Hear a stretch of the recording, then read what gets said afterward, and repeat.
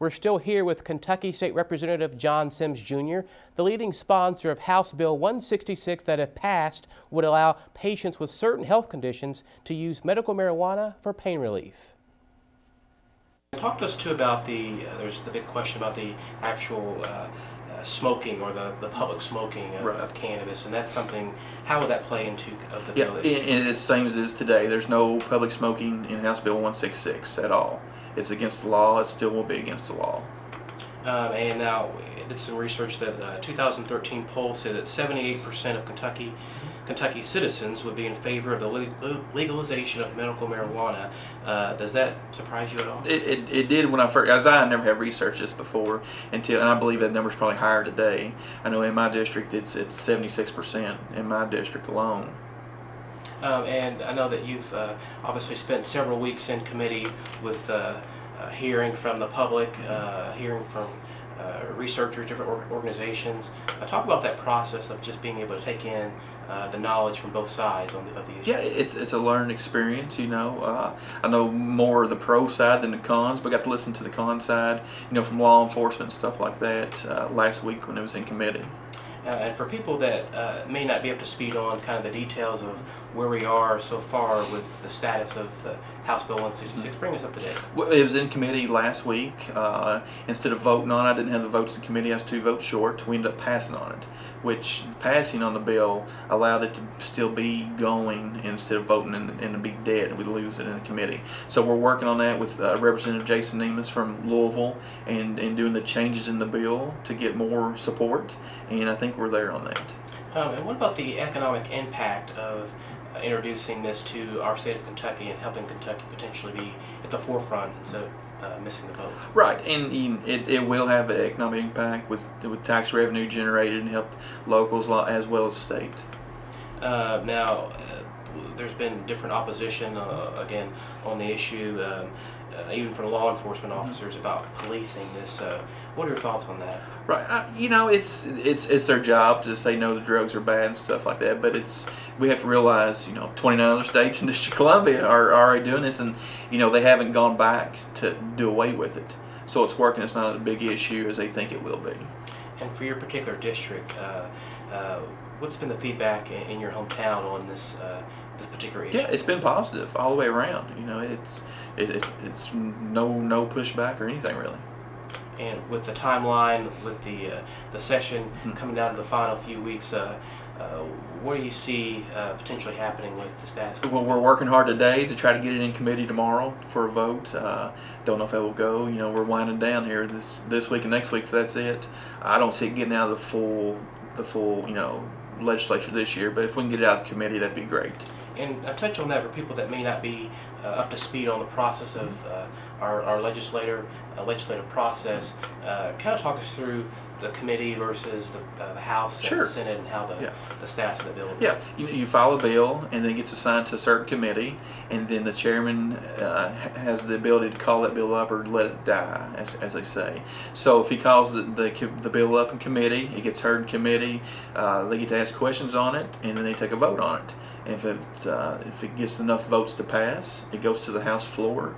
Sometimes it can be put on the consent calendar where it's not discussed, and other times it's just in regular orders of the day, which a bill gets discussed on the floor and we take a vote on the floor.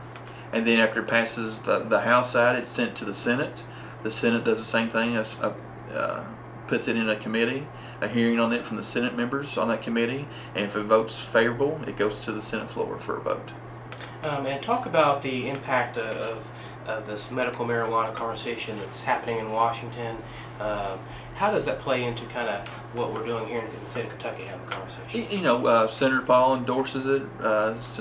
Congressman Massey endorses it. You know, I have letters from them just last week on it, trying to get a push for it. So it's the process. Now, you have had a lot of public committees here for people to be able to attend. The impact of having town halls across the state, do you think that's something that it is? It's building momentum. You know, Louisville has a resolution supporting it. Lexington has a resolution. Back home in Maysville, the physical court and the city both have resolutions they've done. It's gaining steam as we speak. Now, in the event that this House Bill 166 does not pass, what would be the next steps on your end with moving forward? We just have to reach out to more constituents, more legislatures, and get educated about it, and then bring it back up next year. And has it been interesting for yourself? You kind of touched on it earlier, but the education process of just, there's naturally a stigma to most people of the word marijuana, the use of it, but has it been an interesting education process? It has, in our bill there's 9 ways to ingest the product that you need. It's not just smoking it. Thanks to Representative John Sims Jr. for discussing House Bill 166 with us. Sims was confident that he could garner more votes in the House the next time this bill was brought up for discussion, and that involves changing the minds of some of his colleagues. State Representative Mike Nemes spoke with Spectrum News this week about what changed his mind when talking about the legalization of medical marijuana here in Kentucky. Marijuana in the medical form and the recreational form was not something I thought about much growing up. I never used any illegal drugs, and so I was opposed to any legalization. I still am strongly opposed to legalization for recreational. But after I met with a number of constituents, I started to think maybe medical had a use, a legitimate use. So I met with a number of constituents. I called doctors, called the Kentucky Medical Association, the nurses, a bunch of nurses, read a number of studies, and I'm of the belief that I think that we can have marijuana for qualifying medical condition, things like glaucoma, significant chronic long-term pain, things like MS, things of that nature. And there were some things in the bill that were mobility impairments and things of that nature. We're going to take those out. Fibromyalgia, I think, is probably going to be taken out, but we're wanting to make it very limited.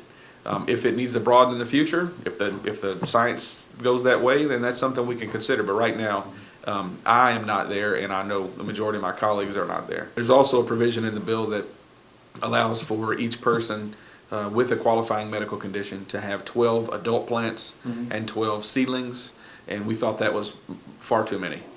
So we're reducing that substantially. Some are arguing that we should get rid of that altogether, and that folks should have to go to a dispensary to get the product. That's something we're talking about, but the gist of the effort is to make sure that if we have medical, which we have the majority votes in the House of Representatives, I'm convinced, to go with the medical route. But if we have that, we have to have the right vehicle, the right bill, to make sure that we're holding the line and not, wink, wink, nod, nod, getting toward recreational. And I strongly believe we have the votes in the House of Representatives to support medical marijuana, or what I like to call marijuana for qualifying medical conditions, because marijuana is not a medicine, but it can help people with qualifying medical conditions. I strongly think we have the votes, but we have to hold the line, because we do not have the votes, and Kentuckians, I don't think, will support going toward recreational use. Coming up, we take you to a hemp extraction plant here in Kentucky. We learn how that process takes place and how the use of cannabis helped the owner of the plant overcome some dire health issues.